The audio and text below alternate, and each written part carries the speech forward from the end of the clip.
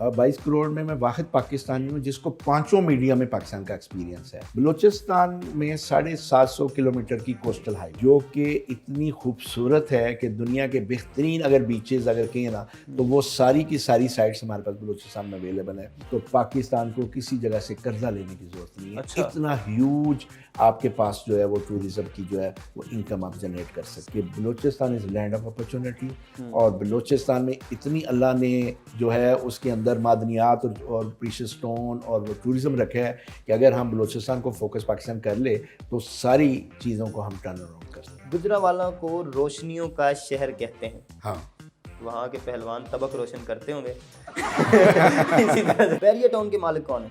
चौहान साहब, फयाजुल हसन फयाजुल चौहान साहब। Barrier town के मालिक बने, अब वो फिर जेल में फेज 6 बनवाएंगे। अस्सलाम वालेकुम नाज़रीन, आप देख रहे हैं प्रोग्राम सवालनामा और मैं हूं आपका होस्ट जैनुल आबिदीन। नाज़रीन, आज हमारे सवालों के जवाब देने के लिए हमारे साथ मौजूद हैं यासीन जोया साहब, जो कि ऑनररी कौंसल जनरल हैं श्रीलंका के फॉर पंजाब और उसके साथ साथ CEO हैं एशियन मीडिया हाउस के। सर बहुत शुक्रिया, thank you very much for inviting me on your show. अच्छा सर, आपकी इतनी बड़ी प्रोफाइल है माशाल्लाह से कि उनको पढ़ते पढ़ते लिखते लिखते हमारे 2 पेज भर गए। तो सबसे पहले तो हमें जो है वो अपना थोड़ा सा तालीमी सफ़र के बारे में बताएं और फिर उसके बाद प्रोफेशनल सफ़र के बताएं कि आप कहाँ पैदा हुए और कहाँ तक आपने तालीम हासिल की और फिर प्रोफेशन की तरफ कब आए। मेरी जो पैदाइश है वो गुजरांवाला की है। अच्छा। और मेरी अर्ली स्टडी भी गुजरांवाला की है। फिर मैंने पंजाब यूनिवर्सिटी से बीकॉम की है। उसके बाद मैंने एडमसन यूनिवर्सिटी फिलिपीन से मैंने MBA की है 1990 में।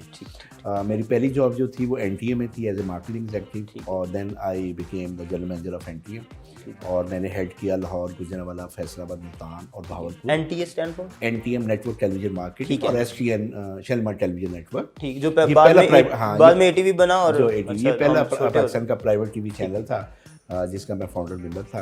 तो आप इमेजिन कर सकते हैं कि मेरी लाइफ मीडिया इलेक्ट्रॉनिक मीडिया में कितनी है। आप तब से हैं जब हम एंटीने लगा के और हिला के। उसके बाद फिर यंग एशिया एक चैनल था, उसका मैं यंग एशिया TV का कंट्री मैनेजर पाकिस्तान का रहा। ठीक।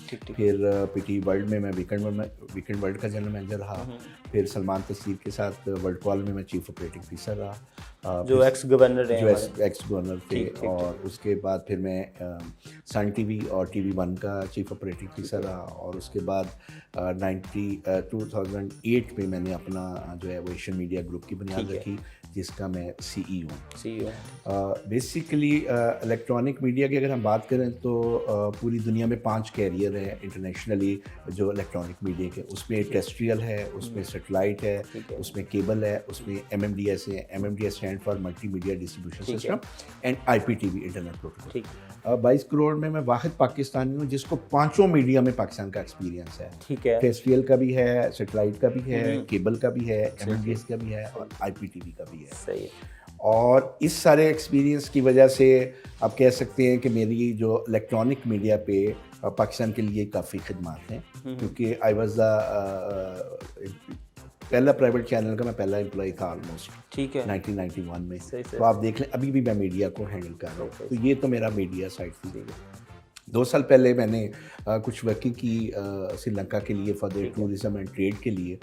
और ये जो इंसिडेंट हुआ था उनका ईस्टर बम्बी का कोलंबो में 21 अप्रैल को 2019 को। उसके बाद मैंने कुछ काम किया क्योंकि मेरी एसोसिएशन थी, मैंने एक चैनल के लिए काम किया हुआ था। तो जो मेरे दोस्त थे वो सारे तमाम लीडिंग पोजीशंस पे थे। तो मैंने सोचा कि यार अगर वहाँ पे ये इंसिडेंट हुआ है तो मैं as a Pakistani as a Muslim मैं क्या कंट्रीब्यूशन कर सकता हूँ कि उनका टूरिज़्म को रिवाइव किया जाए। और मैं पाकिस्तान में, आपको पता है ग्लोबलाइजेशन का दौर है, IT का दौर है, तो मैंने एक पेज रिवाइज किया जो है पाक श्रीलंका बिजनेस फोरम मैंने बनाया। फिर मैंने डिफरेंट एम्बेसीज जो हैं इस्लामाबाद में उनको ईमेल की कि श्रीलंका का क्योंकि 2.5 मिलियन फैमिली जो है वो डायरेक्टली और इनडायरेक्टली जो वो टूरिज्म से एसोसिएट हैं। इस इंसिडेंट के बाद जब वहाँ से टूरिस्ट चला जाएगा तो उनकी फैमिली के लिए जो है वो डे टू डे लाइफ बहुत मुश्किल हो जाएगी। तो आप अपनी कंट्री से रिक्वेस्ट करें कि वो श्रीलंका के लिए अपनी ट्रैवल एडवाइजरी जो है वो रिलैक्स करें ताकि टूरिस्ट दोबारा वापस जाएं। टूरिज्म का कॉन्सेप्ट सिंपल है कि जब आप शॉर्ट कर देते हैं ना तो बर्ड सारे उड़ जाते हैं, आता है एक एक करके है। तो it's a long process tourism का। उसको रिवाइवल के लिए फिर आपको वेट करना पड़ता है कि तमाम कंट्री से जो है वो टूरिस्ट वापस आए। तो ये सारे प्रोसेस में मैं काम कर रहा था और श्रीलंका की मुख्तलिफ साइट्स को इंटरनेशनल फोरम पे मैं प्रमोट कर रहा था। तो मुझे हाई कमिश्नर ने इस्लामाबाद में कॉल किया and they have offered me कि जी हम चाहते हैं कि आप हमारे ऑनली कौंसल जनरल पंजाब के बने, और उसके लिए फिर उन्होंने मुझे कहा कि मैं अपना कॉन्सेप्ट पेपर उनको भेजूँ।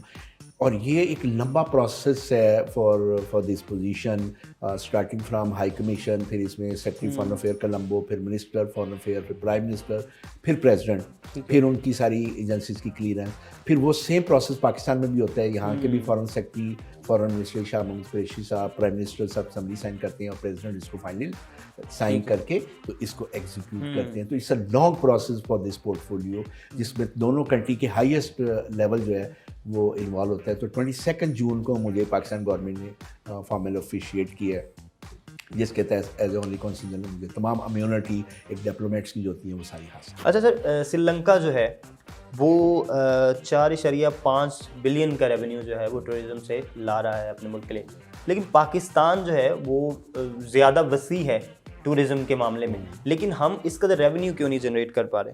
एक्चुअली ये जो स्टेट की पॉलिसी होती है वो बहुत मैटर करती है। ठीक है। पाकिस्तान में अनफॉर्चुनेटली इस गवर्नमेंट से पहले किसी ने इस चीज़ को इतना ज़्यादा कंसंट्रेट और फोकस नहीं किया, लेकिन जो अभी हमारे प्राइम मिनिस्टर इमरान खान है और जो हमारी टूरिज़म मिनिस्ट्री है उसने इस चीज़ को बहुत सीरियस लिया, और प्राइम मिनिस्टर ने क्लियर कहा है कि एक बहुत बड़ी अमाउंट जो है वो हम एक्सपेक्ट कर रहे हैं कि थ्रू टूरिज़म। मेरा इसमें कॉन्सेप्ट बड़ा सिंपल है, अगर आपने टूरिज़्म को प्रमोट करना है तो पहले आपको लोकल टूरिज़्म को प्रमोट करना है। जब लोकल्स को आप लेके जाते हैं और वो जाके सीइंग एंड बिलीविंग होती है, वो जाके अपने सोशल मीडिया पे वो जाके प्रमोट करते हैं, फिर जो उनके क्लोज एसोसिएट होते हैं, उनके रिलेटिव जो बाहर से आते हैं, फिर वो जाते हैं, फिर वो जाके इंटरनेशनली जाके उस साइट को प्रमोट करते हैं, तो लोकल जो है वो अट्रैक्ट होता है। ये एक चेन है, इसको ओवरनाइट नहीं आप कर सकते, इसके लिए एक थीम है।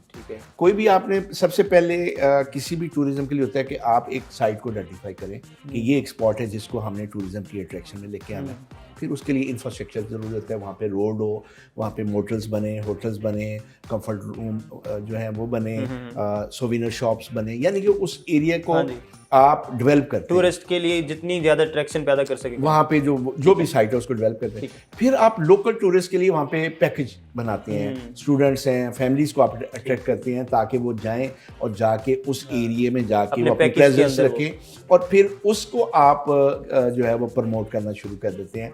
और विद इन नो टाइम, क्योंकि अब तो ग्लोबलाइजेशन का दौर है, विद इन नो टाइम जो है वो साइट जो है वो नेक्स्ट लेवल पे आ जाती है। बलूचिस्तान में 750 किलोमीटर की कोस्टल हाईवे है, जो कि इतनी खूबसूरत है कि दुनिया के बेहतरीन अगर बीचेस अगर कहें ना तो वो सारी की सारी साइट्स हमारे पास बलूचिस्तान में अवेलेबल है, और हम वहाँ से 1 रुपये का रेवेन्यू जनरेट नहीं कर रहे हैं। अगर हम जो साइट्स हैं, जो ये कोस्टल है, इसको अगर हम डेवलप कर देते हैं तो पाकिस्तान को किसी जगह से कर्जा लेने की ज़रूरत नहीं है। अच्छा। इतना ह्यूज आपके पास जो है वो टूरिज़्म की जो है वो इनकम आप जनरेट कर सकते हैं, और इसके लिए सिर्फ 2 हैं, एक विल और एक आपने वहाँ पे सिक्योरिटी इंश्योर करनी है। बाकी आप देखें पूरी दुनिया से इन्वेस्टर वहाँ पे इन्वेस्ट करना शुरू कर देगा। दूसरा ये होता है कि आपने अपनी जो इन्वेस्टमेंट पॉलिसी है उनको ईज करना होता है, वो उसको ज़्यादा कॉम्प्लिकेट नहीं करना होता। और दूसरा रिटर्न ऑफ द पेमेंट जो है ना वो बड़ी लुक्रेटिव होनी चाहिए कि अगर बंदा कोई इन्वेस्ट कर रहा है फॉरन तो उसको नज़र आए कि मैं यहाँ से रिटर्न 3 साल 5 साल 10 साल में मेरा रिटर्न भी आएगा और प्रॉफिट भी आएगा, और उसका जो इन्वेस्टमेंट है वो भी सिक्योर है। अगर आप ये चीज़ें अपनी पॉलिसी में ले लेते हैं तो पूरी दुनिया, पाकिस्तान तो एक आइडियल मुल्क है फॉर इन्वेस्टमेंट, और बलूचिस्तान तो अभी बहुत बड़ा पोटेंशियल है कि आप उसको यूटिलाइज़ करें। और मैं भी NSW भी बलूचिस्तान अटेंड करके आया, मैं आपको बता सकता हूँ कि Balochistan is land of opportunity, और बलूचिस्तान में इतनी अल्लाह ने जो है उसके अंदर मादनियात और प्रीशियस स्टोन और वो टूरिज़म रखा है कि अगर हम बलूचिस्तान को फोकस पाकिस्तान कर ले तो सारी चीज़ों को हम टर्न अराउंड कर सकते। अच्छा, बलूचिस्तान की आप बात कर रहे थे, अभी वही आप वहाँ पे ग्रुप लीडर थे, नेशनल सिक्योरिटी जो वर्कशॉप हुई है बलूचिस्तान में, उसमें क्या ये चीज़ें डिस्कस हुई हैं, और अगर हुई हैं तो आप क्या समझते हैं कि कोई इसमें आगे हमें कुछ नज़र आ रहा है पॉजिटिव? देखिए NSWB जो है नेशनल सिक्योरिटी वर्कशॉप बलूचिस्तान 8 जो कंडक्ट की है, सबसे पहले तो मैं कंग्रेचुलेट करता हूँ जिन्होंने इसको डिज़ाइन किया है। ठीक है। बेसिक कॉन्सेप्ट ये है, इसमें 12 कोर और बलूचिस्तान गवर्नमेंट की इश्तराक से ये की गई है। उसका कॉन्सेप्ट ये था कि बलूचिस्तान के साथ बाकी सूबों का इंटरेक्शन कराया जाए ताकि यहाँ के लोग लोगों को पता चले कि बाहर की दुनिया में क्या हो रहा है और बाहर वाले आके देखें कि ग्राउंड में क्या हो रहा है। सही है। हमें 27 दिन की ये वर्कशॉप थी, पूरा बलूचिस्तान में हमें जो है वो टूर करवाए गए हैं। अच्छा। हमने ईरान बॉर्डर देखे है, हमने जो है अफगानिस्तान का बॉर्डर देखे है, हमने ग्वादर देखे है, हमने सी पैक के सारे प्रोजेक्ट्स देखे हैं, हमने इंटरनल उसको देखे है। और सबसे खूबसूरत ये है कि हमने बलोची भाइयों के साथ जो वक्त गुजारा, क्योंकि इसकी जो फॉर्मेशन थी वो 70-30 थी। 70% बलोची थे, 30% जो है रेस्ट ऑफ पाकिस्तान था। तो हमें बड़ा क्लोज मौका मिला अपने बलोची भाई और बहनों के साथ काम करने का। और मैं आपको इस प्लेटफॉर्म पे बताता हूँ कि वो बहुत टैलेंटेड है, वो पढ़े लिखे हैं और वो हमसे ज़्यादा जो है वो पाकिस्तानियत को लेके चल रहे हैं। ठीक है। सिर्फ कुछ एलिमेंट हैं जो नाराज़ एलिमेंट है, उसको सिर्फ हैंडल करने की ज़रूरत है। और उसके लिए भी हमने जो रिकमेंड किया है वो 3 tier स्ट्रेटजी है। 1 है इंगेजमेंट, जो नाराज़ भाई हैं उनके साथ। 2 है डेवलपमेंट, ताकि उनके एरिया में डेवलपमेंट किया जाए। और तीसरा है परसेप्शन पे काम किया जाए। ये जो नेगेटिविटी है बलूचिस्तान की, इसको ख़त्म किया जाए और एक पॉजिटिव वेव जो है वो बलूचिस्तान से निकल के अक्रॉस पाकिस्तान भी जाए और इंटरनेशनल फोरम पे जाए। श्रीलंका की जो पोटेंशियल है उसके लिए हमने रिकमेंड किया है कि इनके जो जितने भी प्रोजेक्ट हैं उनको इंटरनेशनल मार्केट में शोकेस किया जाए, ताकि जहाँ की जो प्रोडक्ट्स हैं वो इंटरनेशनल मार्केट में जाए और उसका रिस्पांस आए। और ये जो कनेक्टिविटी और ब्रिजिंग है उसके लिए ये NSW-B8 काम करिए between Balochistan and rest of the world. ठीक है। टूरिज्म की बात हो रही थी, अब बलूचिस्तान की तरफ आए, लेकिन इससे पहले रिलीजियस टूरिज्म की बात करते हैं। और आपका जो लगाव है बुज़ुर्गों से वो बड़ा ख़ास किस्म का है। सबसे पहले तो हमें ये बताएं कि ये बुज़ुर्गों से लगाव के पीछे असल वजह क्या है। और एक आपका वो कोई दाढ़ी वाले लड़के को आपने जॉब दी थी, तो वो आप समझते हैं, आपने बताया बाज़ जगहों पे कि वो आपकी ज़िंदगी का टर्निंग पॉइंट था। तो वो किस तर्ज में टर्निंग पॉइंट था, ये भी बताइए। एक्चुअली देखिए, हम अल्हम्दुलिल्लाह मुसलमान घराने में पैदा हुए और अल्लाह का लाख लाख शुक्र है कि हमारे लिए हम ब्लेस हैं कि हम अल्लाह के नबी की उम्मत ही हैं। और हमें एक मुस्लिम जो है वो इन्वायरमेंट मिली है। और जब आप बड़े होते हैं तो जो ब्लड के अंदर जेनेटिक आपके होते हैं वो तो मेरे फोर फादर्स के ऑलरेडी रिलीजियस साइड पे काफ़ी इंक्लाइन था। ठीक है। लेकिन मेरा बहुत ज़्यादा झुकाव जो है वो बुजुर्गाने दीन की तरफ ठीक था। शुरू से ही मैं उनकी सोबत में बैठना और उनके कुरब में रहना और उनसे सीखने का मौका, जितना भी मैं उनके पास बैठूं और इस्लाम को और ये जो आपकी जो रिलीजियस जो आपकी डोमेन है उसमें मैं ज़्यादा से ज़्यादा चाह रहा था कि मेरा टाइम गुजरे और मैं ज़्यादा से ज़्यादा इनकी प्रेजेंस में रहूँ। तो ये प्रोसेस में था, ऑलरेडी में था। लेकिन जो आपने बात की कि जिसने मुझे इसमें बहुत ज़्यादा अल्लाह ताला की करम नवाज़ी हुई और मेरा झुकाव जो है बुजुर्गाने दीन की तरफ ज़्यादा हुआ, वो वाक़या ऐसे था जो मैंने कहीं 1-2 जगह पहले भी रिपोर्ट हुआ है कि वो मैं वर्ल्ड कॉल का चीफ ऑपरेटिंग ऑफिसर था। तो वीकली जितनी भी नई हायरिंग होती थी वो चीफ ऑपरेटिंग ऑफिसर को दिखाई जाती थी। तो मेरे जो HR मैनेजर उन्होंने कहा जी हमने 4 लड़के जो है वो हायर किए हैं फॉर कॉन्ट्रैक्ट जॉब इसमें IT डिपार्टमेंट में। वो सॉफ्टवेयर और हार्डवेयर के लड़के थे। तो मैं बोर्ड रूम में मेरी उनसे मीटिंग कराई। तो वो ये 2003 का वाक़या है, ये 2004 का। तो उनमें से चारों में से एक लड़का था, उसकी काफ़ी दाढ़ी जो है ना वो बड़ी थी। तो मैंने ऐसे ही उसे पूछा, मैंने कहा यार 9/11 हुआ है तो पूरी दुनिया में ये तो कब की बात है? ये 9/11 के बाद 2003 की 2004 की। अच्छा, आई वाज ठीक चीफ है, ऑपरेटिंग। ठीक। तो मैंने कहा कि तुम्हें किसी ने क्या कोई तुमने खुद रखी है कैसे? उसने कहा कि नहीं, मेरी ख्वाहिश थी और मेरा दिल था कि मैं दाढ़ी रखूँ। तो मैंने कहा ये तो बहुत बड़ी तुम्हारी खुशकिस्मती है कि तुमने सुन्नत रसूल रखी है।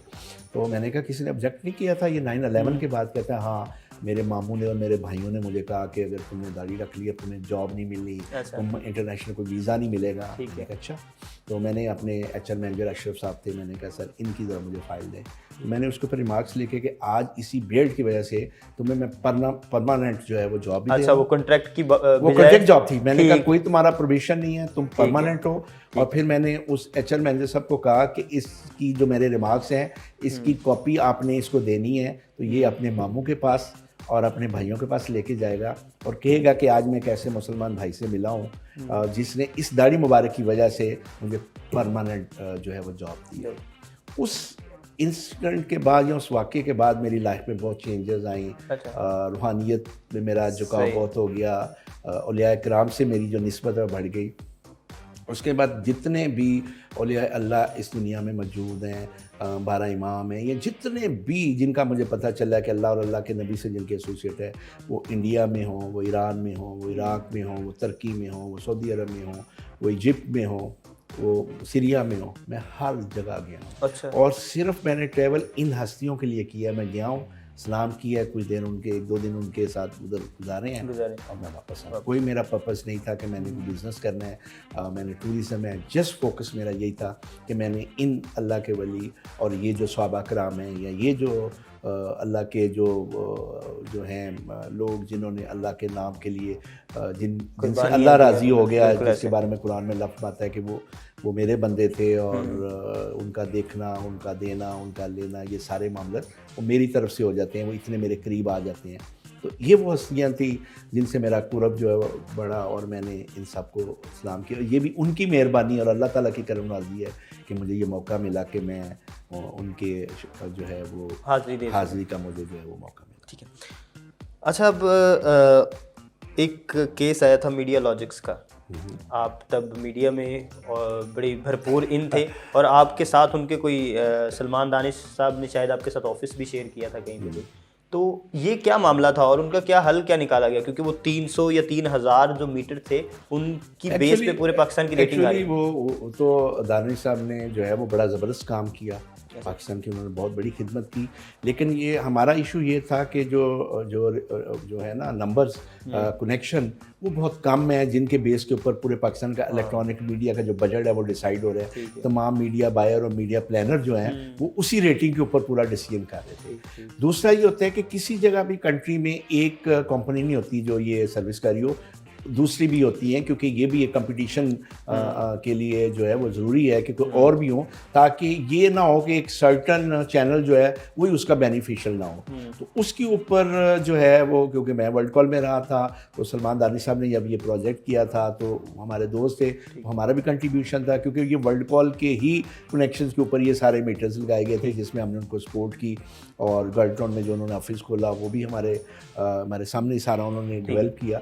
तो बेसिकली उसमें सिर्फ मेरा इतना रोल था कि मेरा पॉइंट सिर्फ उनके साथ ये था, एक तो पैमरा को या जो है वो पाकिस्तान गवर्नमेंट के एक और 2 कंपनी और को वो ये लाइसेंस देना चाहिए ताकि कंपटीशन बढ़े। दूसरा ये कि जो साइज़ है जो कनेक्शन का वो ज़्यादा होना चाहिए ताकि रियल जो है वो जो है उसकी व्यूवरशिप और जो रेटिंग है वो निकल के आए, जिसके ऊपर जो इलेक्ट्रॉनिक मीडिया का बजट प्रॉपर मेरिट के ऊपर जो है वो डिस्ट्रीब्यूट। आप इसके अलावा काफ़ी अवार्ड्स भी जीत चुके हैं माशाल्लाह से, कायदे आज़म मेडलिस्ट हैं आप, ठीक है। उसके साथ साथ सितारे Noorjahan family federation for world peace, इसकी क्या कहानी है और ये किस बेस पे मिला आपको? एक्चुअली ये मीडिया में आपको पता है, जब आप मीडिया में काम कर रहे होते हैं तो लोग आपको वॉच कर रहे होते हैं कि यार इस बंदे की क्या सर्विस है।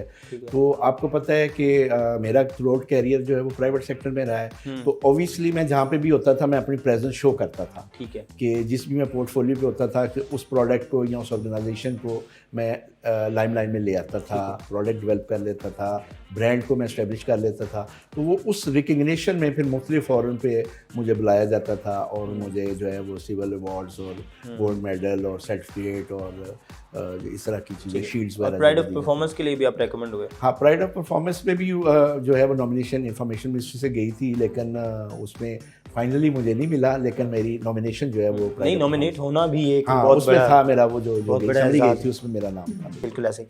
अच्छा, आखिरी सवाल जो है वो श्रीलंकन, क्योंकि आप जो है वो 2 झंडे लिए हुए हैं, एक श्रीलंका और पाकिस्तान। ये मेरे लिए बड़ी ऑनर है, बड़ी ऑनर है, बिल्कुल फ्लैग कैरी करता हूँ, बिल्कुल फ्लैग कैरी करता हूँ। अब मुझे ये बताइए कि श्रीलंका की यूनिवर्सिटीज़ में तो पाकिस्तानी बच्चे नहीं जाते, बहुत कम जाते हैं क्योंकि शायद रैंकिंग वाइज, लेकिन पाकिस्तान में जो श्रीलंकन स्टूडेंट्स आते हैं उनकी अकोमोडेशन के लिए क्या तरीकाकार है, और एक आप लोगों ने कोई स्कॉलरशिप भी स्पेशल इकबाल साहब 2012 में जो है नवाज शरीफ गवर्नमेंट में पाकिस्तान गवर्नमेंट ने 500 स्कॉलरशिप ऑफर किए थे श्रीलंकन स्टूडेंट्स के लिए, पर्टिकुलरली श्रीलंका इन पाकिस्तान यूनिवर्सिटीज़, लेकिन वो जो एग्जीक्यूट हुई हैं वो 2018 में हुई हैं, 2019 में। अच्छा। तो उसके बाद से अभी तक तकरीबन कोई 76 स्टूडेंट्स मेरे इस टर्नओवर के अंदर पंजाब की मुस्लिम यूनिवर्सिटी में हैं, जिसमें UET है, जिसमें GCU है, जिसमें फैसलाबाद की यूनिवर्सिटी है, किंग एडवर्ड मेडिकल कॉलेज है, अल्लामा इकबाल मेडिकल कॉलेज है, इस तरह डिफरेंट इंस्टीट्यूट, ये फातिमा जिला मेडिकल कॉलेज में फ़ीमेल्स हैं।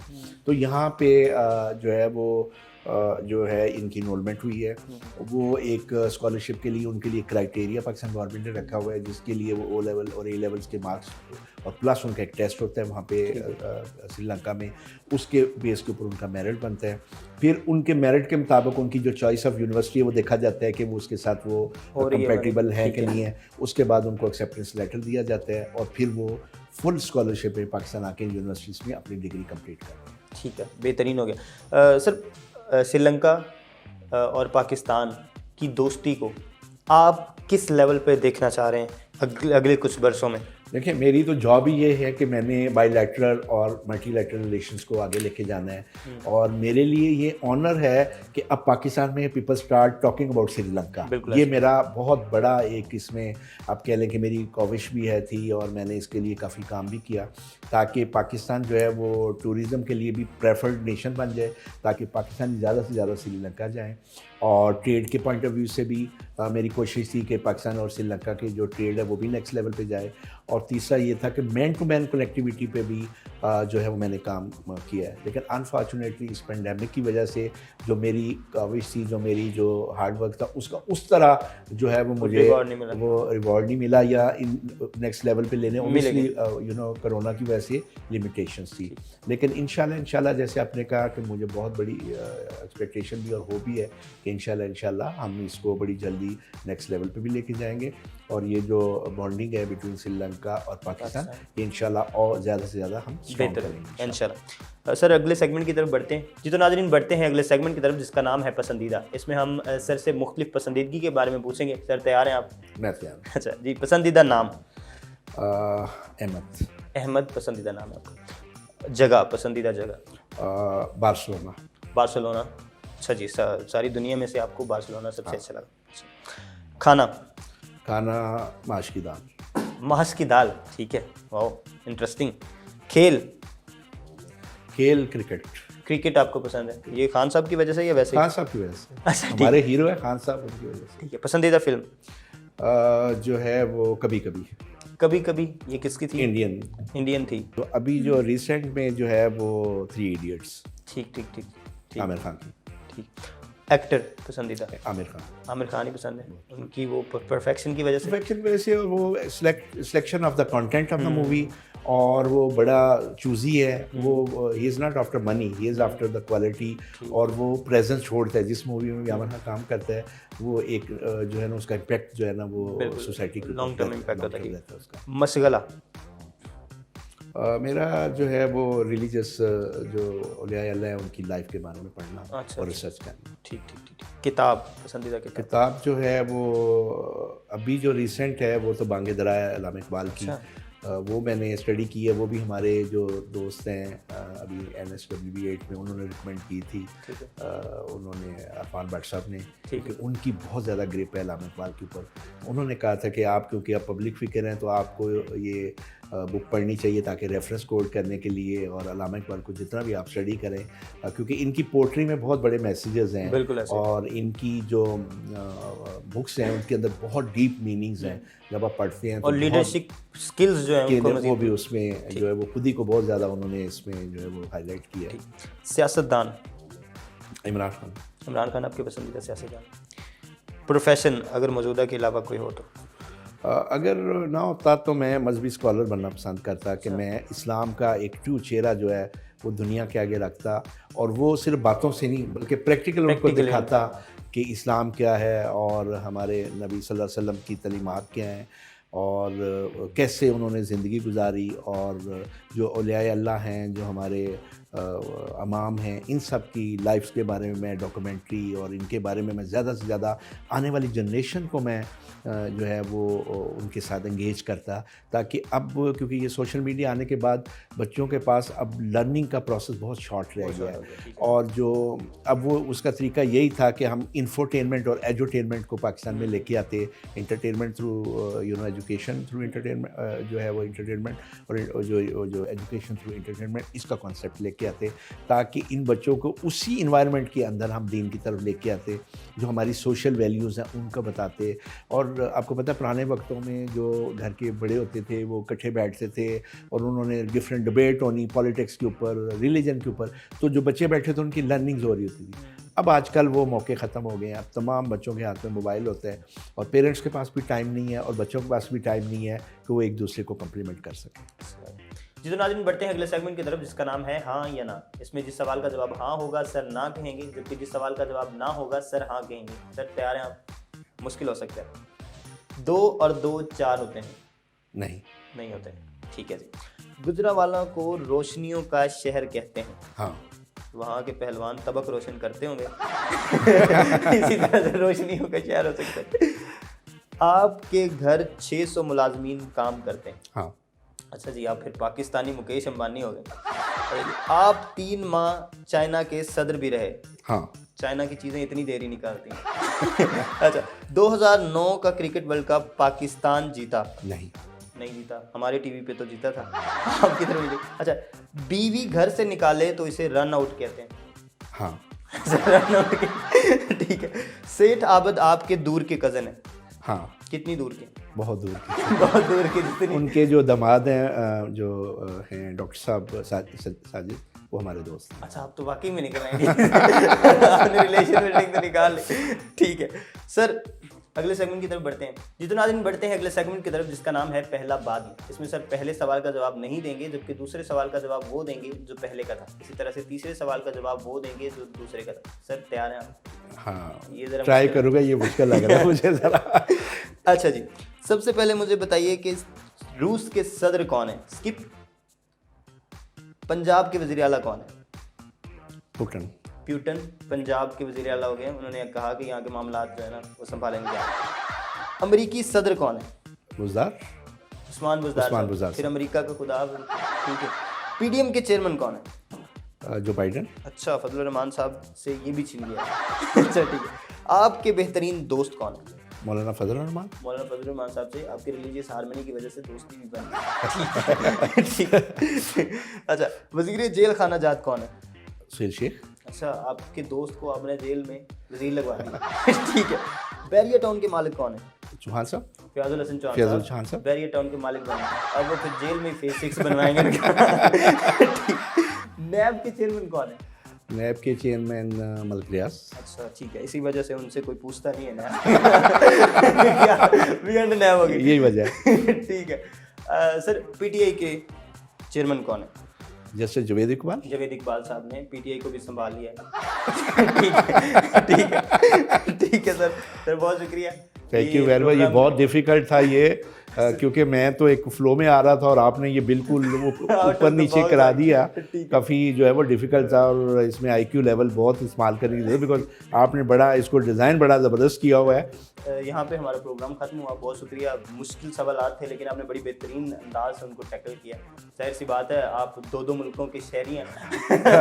तो नहीं Jain, thank you very much. बहुत अच्छा लगा आज आपसे जो अपकमिंग एंकर्स हैं, मैंने बहुत इंटरव्यूज़ दिए हैं, बट रियली ऑनर्ड कि मैं आपके साथ हूँ। और द वे यू हैव इसको जैसे आप प्रोग्राम को लेके गए और आपने जैसे जो क्लोजिंग कराई है कि जो मैं बड़ा रिलैक्स था, आपने मेरे माइंड को एक्टिवेट कर दिया कि जस्ट टू थिंक कि यार कहेंगे वो आगे और पीछे वाला जो किया।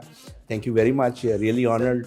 और मुबशर साहब का ये चैनल है और वो आपके बॉस हैं और हमारे वो कलीग भी रहे हैं, वेरी नाइस जेंटलमैन, और हमारी दुआएं भी उनके साथ हैं और हमारी विश भी है कि इंशाल्लाह वो जिस तरह इस मुल्क की खिदमत करते हैं वैसे ही करते हैं। सर बहुत शुक्रिया आपका, आप तशरीफ़ लाए क्योंकि बड़ी नाइस टाइम था आपके लिए और आपने फिर भी टाइम निकाला। जी तो हमारे साथ मौजूद थे यासीन जोइया साहब, उन्होंने आज हमारे सवालों के जवाब दिए, जो कि ऑनररी कौंसल जनरल हैं पंजाब के श्रीलंका की तरफ से। तो अगले सवालनामे में एक नए गेस्ट के साथ, एक नए सवालनामे के साथ आपकी खिदमत में हाजिर होंगे। तब तक के लिए दीजिए इजाज़त। अल्लाह हम या नासिर।